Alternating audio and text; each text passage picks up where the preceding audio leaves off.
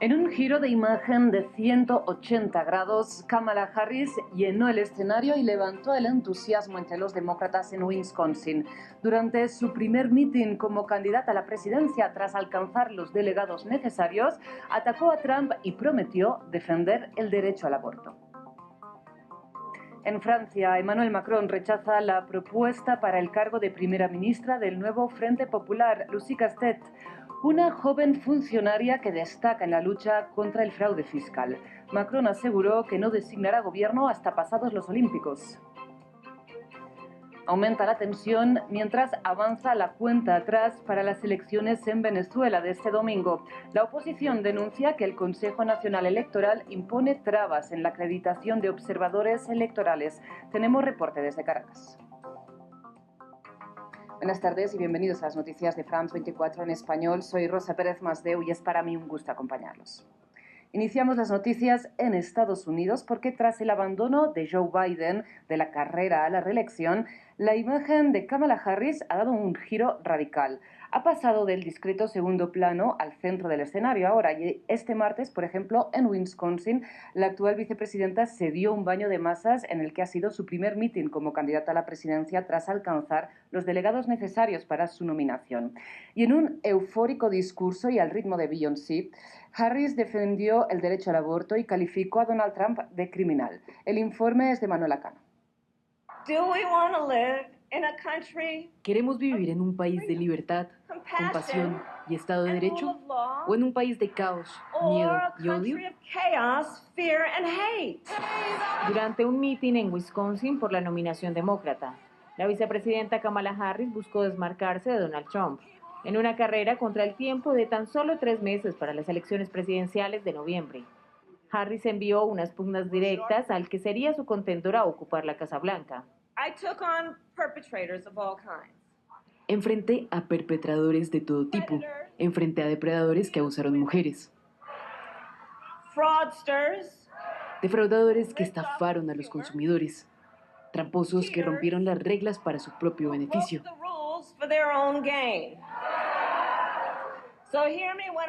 Entonces, escúchenme cuando les digo que conozco cuál es el tipo de Donald Trump.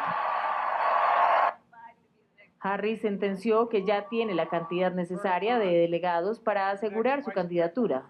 Además, la que podría marcar la historia como la primera mujer presidenta de Estados Unidos, prometió que velaría por la clase media del país.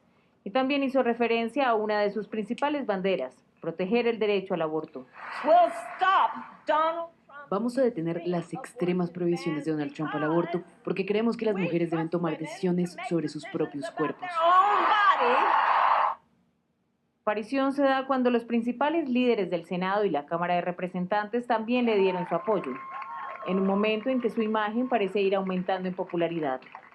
Una encuesta de Reuters Ipsos muestra que Harris está por delante de Trump con un 42% frente a un 40%. En un país en el que, sin embargo, las encuestas nacionales no reflejan a un eventual ganador. Vamos ahora a noticias de Venezuela, donde el clima político se tensa a medida que se acerca el domingo. Y es que la oposición denuncia ahora que el Consejo Nacional Electoral está imponiendo trabas a la acreditación de observadores electorales.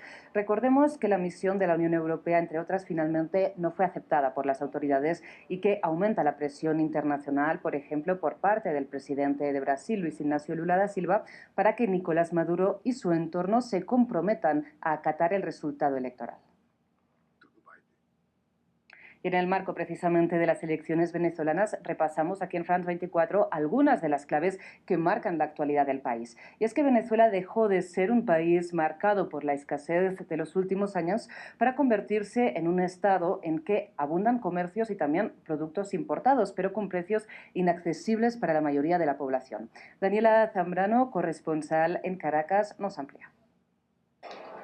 Entre 2022 y 2023 en Venezuela abrieron más de 250 restaurantes y otros 300 establecimientos comerciales de comida más pequeños. Sin embargo, según estimaciones de la Cámara Nacional de Restaurantes de Venezuela, entre el 60 y 70% de estos negocios están en riesgo de cierre o algunos ya han bajado a la Santa María ante la imposibilidad de sostenerse por la baja demanda.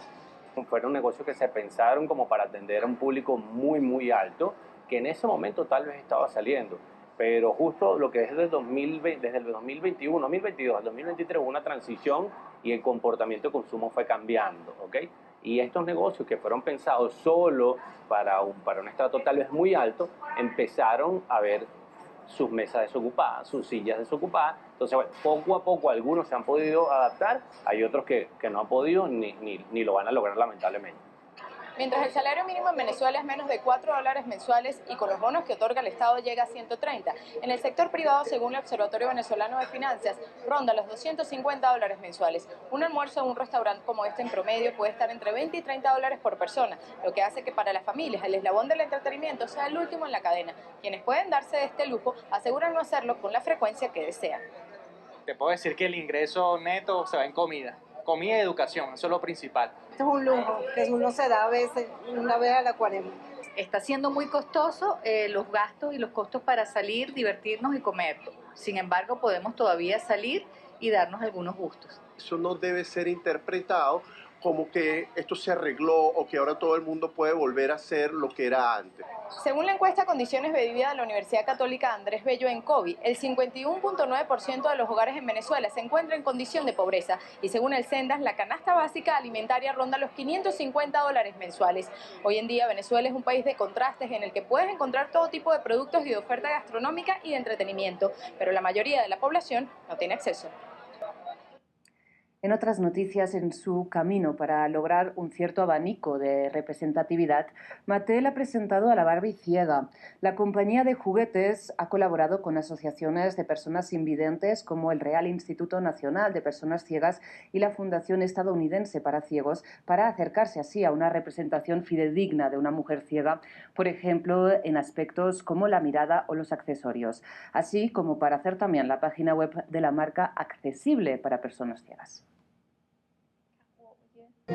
Empezamos, la Fiscalía realizó los primeros allanamientos dentro de una investigación para desmantelar una presunta red de comercialización ilegal de combustibles.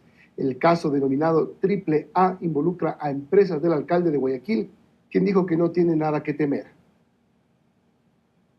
Estas son las fotos compartidas en redes sociales esta tarde por la Fiscalía General del Estado en el marco de 7 allanamientos realizados en Guayas y Milagro. Los operativos forman parte del caso Triple A, como lo denominó el Ministerio Público a la investigación, que efectúa con el fin de descubrir una presunta red que almacena, transporta, envasa, comercializa y distribuye de forma ilegal combustible. Aquí se involucra a 4 empresas comercializadoras de este producto, entre ellas Copedesa, de la cual es accionista el alcalde de Guayaquil, Aquiles Álvarez, y su hermano Antonio. En Guayaquil, los agentes fiscales junto a la Policía Nacional ingresaron a la comercializadora ubicada en Los Ríos y Clemente Ballén, de donde recopilaron información en folios, facturas y depósitos electrónicos, al igual que en las otras acciones llevadas en otros puntos. Todo esto con el fin de dar con información clave para el desarrollo de la indagación. Estas incursiones se dan 12 días después de que el director de la Agencia de Regulación, Control de Energía y Recursos Naturales, Franklin Reyes, presentara la denuncia en la Fiscalía en contra de una empresa familiar de la autoridad municipal y también del antes socio y ahora gerente de la ATM, José Franco Magallanes, quien figura como accionista de Fuel Corp S.A., empresa también implicada en las investigaciones. Sobre el tema, Aquiles Álvarez en su cuenta de X se pronunció y en 3 puntos expuso: la Fiscalía ha realizado un operativo en mi empresa para recabar información dentro del marco de su investigación. Nuestra posición es de total apertura para que hagan su trabajo con la confianza de que actuarán con técnica y justicia. Asimismo, aseguró no tener nada que ocultar ni temer. Finalmente cerró con una postdata en la cual no perdió la oportunidad para referirse al logo con el cual se había identificado el caso. Qué pena que usen los colores sagrados de la bandera de Guayaquil. En tanto que Franco Magallanes, quien también tiene en su currículo la Dirección Técnica de Combustible en la Agencia de Regulación y Control de Hidrocarburos, no se ha pronunciado hasta el cierre de este reportaje. Los ex jueces Ángel Indao y Emerson Curipayo fueron sentenciados a 40 meses de cárcel por sus resoluciones ilegales a favor del narcotraficante Leandro Norero. El caso Metástasis hasta el momento suma 7 condenas.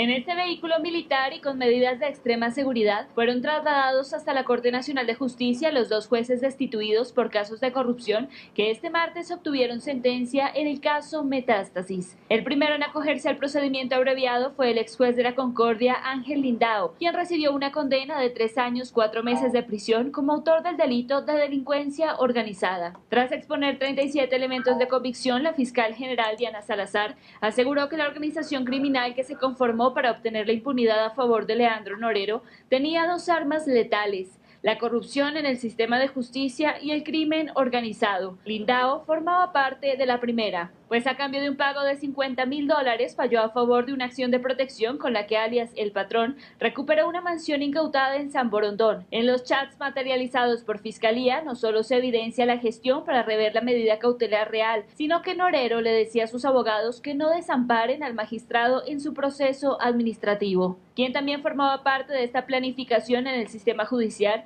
era el juez de Santo Domingo, Emerson Curipayo, quien abocó conocimiento en causas en contra del brazo armado de Norero, alias Cuyuyuy y alias Madrid. El magistrado tuvo un incremento injustificado de su patrimonio. A cambio de dejar en libertad a estos hombres de Norero, recibió un pago de $200,000. Al igual que Lindao, su condena como autor directo de delincuencia organizada es de 3 años, 4 meses, a más de una multa de $5,520 y una reparación integral de $211,040. Con estos procedimientos abreviados, el conocido caso Metástasis suma 7 sentencias. Este miércoles se desarrollará el proceso para el hombre de confianza del expresidente del Consejo de la Judicatura, Wilman Terán, Alex Palacios, y la comunicadora y operadora política de Leandro Norero, Mayra Salazar.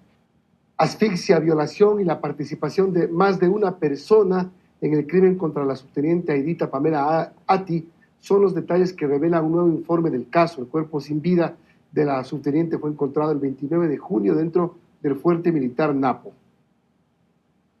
Un informe ampliado de la autopsia de la subteniente Aidita Pamela Ati confirmó que habría sido víctima de un homicidio por golpes y asfixia, luego de ser violada. Y además señala que más de una persona habría participado en la escena del crimen. Una fórmula de aprehensión que fue presionada en la cara y dentro de esto también el cuello, obstruyendo la irrigación de sangre, dentro del cual nos ratifica la fórmula brutal mediante la cual fue violada y posteriormente fue asesinada. Según el informe, la víctima contaba con equimosis o morados en sus extremidades superiores y entre las piernas. También tenía moretones y una contusión en su zona genital. Esto, el líquido blanquecino en la cavidad vaginal y las laceraciones en el himen de la víctima confirmarían que fue violada.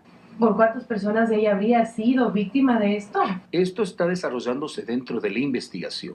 Aún no podríamos informar que fue una violación múltiple, sí, es una de las hipótesis que maneja Fiscalía. Al momento, 4 personas son procesadas por el femicidio de Aidita Pamela Ati y cumplen con prisión preventiva en la cárcel 4 de Quito. El acta de levantamiento de cadáver establece que la hora de la muerte aproximada es a la 1 de la mañana del día 29 de junio del 2024. Después de lo que regresaron los 4 oficiales de dejarle, ella siguió viva por 5 o 6 horas más. En lo que coinciden ambas defensas es en que más personas deberán ser involucradas para esclarecer los hechos. Por lo menos nosotros lo que estamos planteando es que tal vez ni siquiera fue un hombre, por el ancho de ciertas lesiones en la cara y en el cuello. Obligatoriamente tendrán que ser vinculados otros sujetos a este proceso. Entre las versiones de los procesados habría algunas contradicciones acerca de quién llevó a la subteniente al cuarto, quién prendió la luz del lugar y más. El principio de contradicción nos lleva a que están mintiendo o faltando a la verdad. Tiene que llegarnos el informe de Luminol, la información de los exámenes de ADN que se recaben las huellas dactilares para hacer las comparaciones. La instrucción fiscal del caso termina el 29 de julio. No obstante, si Fiscalía vincula a más personas, se deberá solicitar ampliación. A días de que se lleven a cabo las elecciones presidenciales en Venezuela, su dictador lanzó una nueva advertencia que más bien suena a amenaza. El destino de Venezuela en el siglo XXI depende de nuestra victoria. El 28 de julio. Si no quieren que Venezuela caiga en un baño de sangre, en una guerra civil fratricida, producto de los fascistas, garanticemos el más grande éxito, la más grande victoria de la historia electoral de nuestro pueblo. Lluvias están provocando algunas afectaciones. Mire usted, esta es una clínica del Seguro Social, un hospital, y también hubo afectaciones en diferentes negocios, comercios, en Delicias, en Meoqui, en Saucillo también, todo esto en Chihuahua. Se inundaron también calles y avenidas, y las afectaciones a esta clínica, la clínica 11 del Seguro Social.